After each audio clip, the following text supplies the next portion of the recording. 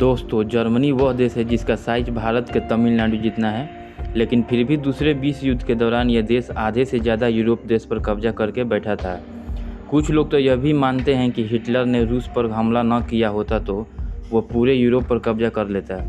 यह अचीवमेंट इसलिए भी खास है क्योंकि आज हम रूस यूक्रेन वार को देख रहे हैं, जहां पुतिन अभी तक छोटे से देश यूक्रेन पर कब्जा नहीं कर सके हैं। वो अभी तब जब रूस को दुनिया के सबसे टॉप मिलिट्री फोर्सेस में से एक माना जाता है। तो आखिर कैसे जर्मनी ने यह कारनामा करके दिखाया, आज के वीडियो में हम यही जानने की कोशिश करेंगे। अगर हम उस वक्त के जर्मनी को देखें तो जंग जीतना तो छोड़िए, कोई भी यह नहीं कह सकता था कि जर्मनी किसी वॉर को लड़ने के काबिल है, क्योंकि 1918 में पहला विश्व युद्ध खत्म हुआ था और फिर साइन हुई थी ट्रीटी ऑफ वर्साई, जिसके मुताबिक जर्मनी ने पहले विश्व युद्ध में अपनी गलती को कबूली थी और उन्हें फिर यूरोप के अलग अलग देशों को हर्जाने के तौर पर $20 बिलियन चुकाने पड़े थे, जिसके कारण जर्मनी की हालत बहुत बुरी थी। क्योंकि वार के बाद जर्मनी को अपनी इकोनॉमी भी खड़ी करनी थी, लेकिन उनके पास पैसे नहीं थे। ऐसे में उस वक्त की वेमर सरकार ने ज़्यादा नोट प्रिंट करना शुरू कर दिया और हम सभी जानते हैं कि जब कोई देश ज़्यादा करेंसी छापती है तो क्या होता है। जर्मनी में भी वही हुआ।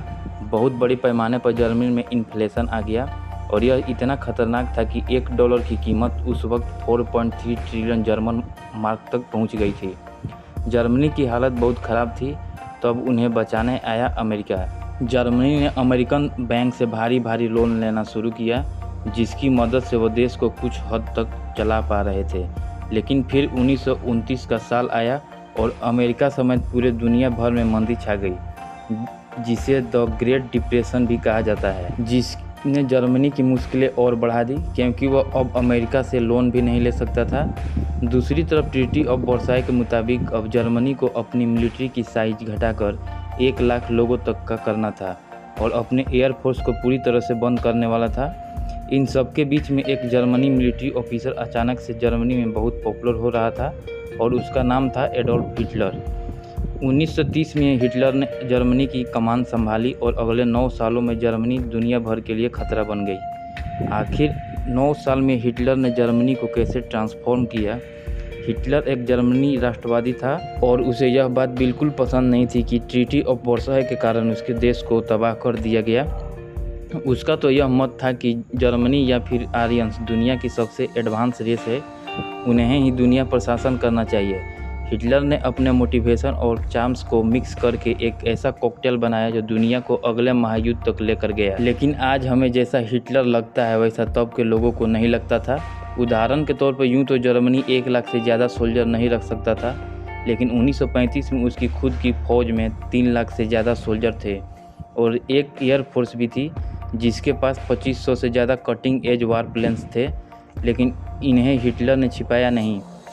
हिटलर ने दुनिया को अपनी आर्मी दिखाने के लिए freedom to re army rally निकाली और साथ ही साथ दुनिया के इस बात के लिए कन्वेंस भी कर लिया कि चाहे उन्होंने रूल्स तोड़े, लेकिन ये आर्मी उन्हें यूरोप में शांति बनाने के लिए इकट्ठा कर रखा है। हैरानी की बात तो यह है कि यूके, फ्रांस और बाकी के देश मान भी गया।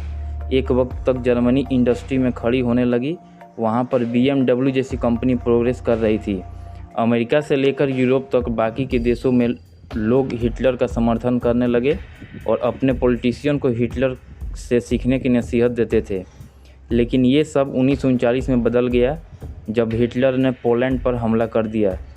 उस वक्त हिटलर के आर्मी का साइज 3 लाख से बढ़कर 40 लाख तक पहुंच गया। इसके 2 दिन बाद फ्रांस और यूके ने जर्मनी के खिलाफ वार डिसाइड कर दिया। लेकिन अगले 2 साल तक हिटलर ने फ्रांस, ग्रीस, नॉर्वे, लग्जमबर्ग और न जाने कितने ही यूरोपियन देशों पर कब्जा कर लिया, क्योंकि इसके पास बेहतर प्लान था। अभी तक ज़्यादा यूरोपियन फोर्सेस पहले विश्व युद्ध के तरीक़ों से लड़ रही थी, लेकिन हिटलर के आर्मी में टैंक और प्लेन का बहुत बड़ा रोल था। ज़्यादा लोगों को यह बात पता नहीं थी कि जर्मनी में नाजियों के साथ क्या हुआ। जब दुनिया को नाजियों के बारे में हुए अत्याचार के बारे में पता चला, तब जाकर लोगों ने हिटलर का समर्थन करना बंद कर दिया। एक आखिरी चीज़ जो हिटलर को ले डूबी वो थी उसका ओवर कॉन्फिडेंस, जो उसे ले डूबी। लगभग आधे यूरोपियन को अपने मुट्ठी में करने के बाद हिटलर को लगने लगा कि वह अब रूस या उस वक्त के सोवियत संघ से भी लोहा ले सकता है और उसने रूस के खिलाफ ऑपरेशन बारबाडोस लॉन्च कर दिया, लेकिन यह हिटलर की सबसे बड़ी गलती साबित हुई। दोस्तों, ये थी आज की वीडियो। अगले वीडियो में बात करेंगे कि हिटलर की मौत कैसे हुई। अगर ये वीडियो अच्छी लगे तो वीडियो को एक लाइक और चैनल को सब्सक्राइब जरूर कर दें।